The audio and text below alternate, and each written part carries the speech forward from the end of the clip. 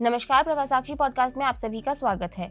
आज के इस पॉडकास्ट में बात करेंगे कि केजरीवाल ने चुनाव के वक्त जो शगुफा छोड़ा था, उसका असर अब दिखने लगा है। योगी को कौन हटाना चाहता है? तो आइए सुनते हैं आज के इस पॉडकास्ट को। लेकिन उससे पहले अगर आपने हमारे चैनल को सब्सक्राइब नहीं किया है तो जरूर कर लें, ताकि आप रोज ऐसे ही इंटरेस्टिंग और जानकारीपूर्ण पॉडकास्ट सुन सकें।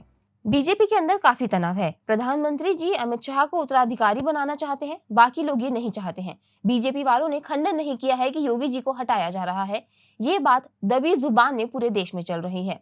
अगला नंबर योगी आदित्यनाथ का है। ये 2 महीने के भीतर उत्तर प्रदेश का मुख्यमंत्री बदल देंगे। चुनाव प्रचार के लिए तिहाड़ जेल से जमानत पर बाहर आए दिल्ली के सीएम अरविंद केजरीवाल ने 11 मई को 21 मिनट की स्पीच में ऐसे दावे किए, जिसके काउंटर के लिए खुद देश के गृह मंत्री को प्रेस कॉन्फ्रेंस के जरिए मैदान में उतरना पड़ा। अंतरिम जमानत पर जेल से बाहर आने के बाद आम आदमी पार्टी के मुखिया अरविंद केजरीवाल ने बीजेपी के पीएम पर का सवाल उठाकर उस फेस वैल्यू के नैरेटिव को पलटने की कोशिश की, जो विपक्षी गठबंधन इंडिया ब्लॉक को लगातार रक्षात्मक मुद्रा में बनाए हुए था। इसके साथ ही आप संयोजक मोदी के कथित उत्तराधिकारियों अमित शाह और योगी आदित्यनाथ के बीच दरार पैदा करने की कोशिश के तहत इस बहस को हवा देने की चाल चली। दोनों ही नेताओं को अलग अलग कारणों से अलग अलग वर्गों की तरफ से स्पष्ट उत्तराधिकारी माना जाता है। एक वक्त था जब प्रधानमंत्री नरेंद्र मोदी के उत्तराधिकारी के तौर पर गृह मंत्री अमित शाह को देखा जाने लगा था, लेकिन योगी आदित्यनाथ ने जब से यूपी की सत्ता संभाली है, सख्त शासन के दम पर अपनी एक अलग पहचान बनाई है। तब से देश की जनता योगी आदित्यनाथ को मोदी के उत्तराधिकारी के रूप में देखने लगी है। स्टार कैंपेनर के लिहाज से देखें तो उन्हें भाजपा नेताओं में मोदी के बाद दूसरे स्थान पर माना जाता है। बीजेपी हलकों में दोनों के बीच के आपसी रिश्तों को लेकर संशय जताया जाता रहा है, लेकिन इन दिनों उत्तर प्रदेश की राजनीति ने दिल्ली का पारा भी बढ़ा रखा है। कोई कह रहा है कि आत्मविश्वास से हारे, लेकिन सवाल किसके आत्मविश्वास से हारे? कोई कह रहा है कि सरकार संगठन से बड़ा नहीं होता, लेकिन कौन सी सरकार है जो संगठन से बड़ी हो गई है? कोई कह रहा है कि अधिकारी काम नहीं कर रहे, कार्यकर्ताओं का सम्मान नहीं हो रहा, किन कार्यकर्ताओं की नहीं सुनी जा रही है? कोई कार्यकर्ताओं के आत्मविश्वास पर ठीकरा फोड़ रहा है, कोई संगठन और सरकार के बीच की लकीर खींच दे रहा है। बयान कई हैं, लेकिन इसके मायने क्या हैं? कुल मिलाकर कहें तो अरविंद केजरीवाल ने जो बयान दिया था, उसके इर्द गिर्द सुर्खियां बुनी गई। उसे लेकर लिए गए अंदरखाने बातचीत अब भी चल रही है। सरकार और संगठन के बीच क्या सब कुछ ठीक नहीं चल रहा है?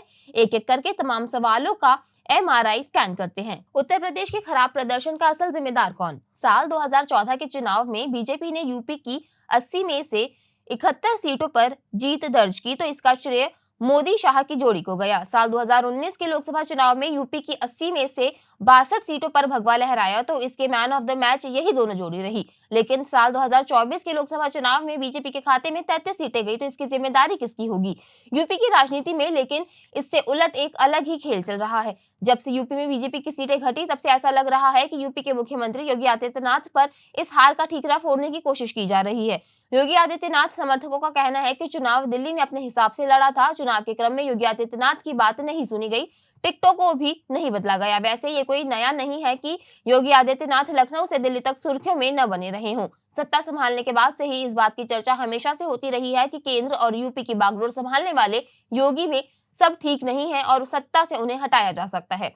बढ़ने लगे अपनों के वार। लोकसभा चुनाव में यूपी में भाजपा के खराब प्रदर्शन के बाद मुख्यमंत्री योगी आदित्यनाथ पर अपनों के वार बढ़ गए हैं। भाजपा और एनडीए के सहयोगी दल सवाल उठा रहे हैं। एक दिन पहले भाजपा अध्यक्ष जेपी नड्डा की मौजूदगी में लखनऊ में परिणाम की समीक्षा हुई और नेताओं को अनुशासन के साथ एकजुटता का पाठ पढ़ाया गया था।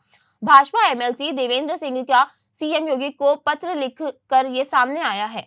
सिंह ने पत्र में लिखा कि क्या कारण है कि जनता सरकार से नाराज हो गई। सरकार की छवि शिक्षक कर्मचारी विरोधी बन गई है।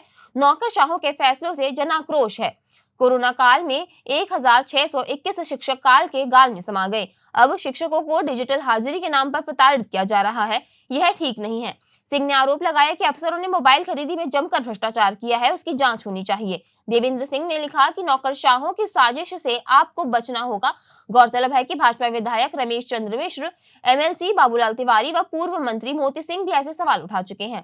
निषाद पार्टी ने भी साधा निशाना। एनडीए के सहयोगी निषाद पार्टी के अध्यक्ष और राज्य सरकार में मंत्री संजय निषाद ने कहा, कुछ 2 से 4% अधिकारी जो अंदर से हाथी, साइकिल, पंजा हैं और ऊपर से कमल हैं। ऐसे लोग जो उन पार्टियों से प्रेरित हैं, उनके वजह से नुकसान हो रहा है। अगर किसी गरीब के घर पर बुलडोजर चला देंगे, तब तो हमें राजनीति में उजाड़ेगा ही। बुलडोजर गरीबों पर चलाने का नुकसान है। क्या चाहते हैं केशव मौर्य? साल 2017 का वो दौर जब यूपी में नरेंद्र मोदी के नाम पर सवार बीजेपी का पतवार ने पूरे दमखम से जीत सुनिश्चित की और 312 सीटें जीती। बीजेपी की प्रचंड जीत के बाद गाजीपुर से सांसद रहे मनोज सिन्हा का नाम अचानक से सुर्खियों में आ गया और उनकी बायोग्राफी भी मीडिया में तैयार होने लगी। साथ ही समीकरण भी पेश किए जाने लगे। मनोज सिन्हा दिल्ली से काशी विश्वनाथ के दर्शन करने पहुंचे और वहीं चार्टर्ड प्लेन का इंतजार करने लगे। दिल्ली में मौजूद केशव मौर्य के चेहरे की मुस्कान इस वक्त और खिलखिला उठी जब लखनऊ के एयरपोर्ट पर नारे लगे, पूरा यूपी डोला था, केशव केशव बोला था। लेकिन तमाम तैरते नामों के बीच योगी आदित्यनाथ ने 19 मार्च 2017 को यूपी की बागडोर संभाली। 2022 में तो योगी के चेहरे को आगे रखकर चुनाव लड़ा और जीता गया। लेकिन 2017 में हुए विधानसभा चुनाव के दौरान केशव प्रसाद मौर्य अध्यक्ष थे। उनके नेतृत्व में बीजेपी ने पूर्ण बहुमत की सरकार बनाई। केशव प्रसाद मौर्य भी सीएम की रेस में थे, लेकिन अचानक से सीएम योगी आदित्यनाथ को बना दिया गया। उन्हें डिप्टी सीएम के पद से संतोष करना पड़ा था। बताया जाता है कि वहीं से दोनों के बीच मनमुटाव शुरू हुआ, जो अब तक जारी है। फिर 2022 में बीजेपी तो जीत गई, लेकिन केशव अपनी सीट से हार बैठे। उन्हें हारने के बावजूद डिप्टी सीएम बनाया गया। योगी से कौन छीनना चाहता है यूपी की सत्ता? धर्म से बड़ी कोई राजनीति नहीं और राजनीति से बड़ा कोई धर्म नहीं होता। यूं तो ये बात लोहिया ने कही और लोहिया का नाम जप कर समाजवाद के नाम पर सत्ता चलाने वालों को जब यूपी के जनादेश ने मटियामेट कर दिया तो पहली बार किसी धार्मिक स्थल का प्रमुख किसी राज्य का सीएम बना। केंद्र में बीजेपी नेताओं की जिस तरह से स्थिति दिख रही है, यूपी में जिस तरह बीजेपी के संगठन और विधायकों की लामबंदी देखी जा रही है, उससे ये हो सकता है कि योगी को मानकर केंद्र में कोई मंत्रालय दिया जाए। लेकिन योगी आदित्यनाथ की व्यक्तित्व की बात करें तो वह इतनी आसानी से मानने वालों में से नहीं है। वो आखिरी दम तक लड़ने में विश्वास रखते हैं और अपनी जिद पर अड़े रहते हैं। गौरतलब है कि ऐसा भी नहीं है कि योगी आदित्यनाथ के सामने ऐसी चुनौतियां पहली दफा सामने आई हैं। 2022 के उत्तर प्रदेश विधानसभा चुनाव से पहले भी उनकी मुश्किलें बढ़ी थी, लेकिन नवंबर 2021 में राज्य के मुख्यमंत्री योगी आदित्यनाथ ने प्रधानमंत्री के साथ दो ऐसी तस्वीरें शेयर की जो बताने के लिए पर्याप्त थी कि प्रधानमंत्री नरेंद्र मोदी पूरी तरह से उनके साथ खड़े हैं और उनके नेतृत्व को लेकर आला कमान में कोई संशय नहीं है। इन तस्वीरों में प्रधानमंत्री नरेंद्र मोदी उत्तर प्रदेश के मुख्यमंत्री के कंधे पर हाथ रखे हुए हैं और उनके साथ कुछ चर्चा करते नजर आ रहे हैं। उस वक्त पीएम मोदी और अमित शाह से मिलकर योगी ने मार्गदर्शन लिया और समस्या से पार पा लिया। लेकिन क्या बार बार ऐसा संभव है? आज के लिए इतना ही। अगले पॉडकास्ट में किसी और मुद्दे पर देंगे आपको विस्तृत जानकारी। तब तक के लिए जुड़े रहें प्रभा साक्षी के साथ।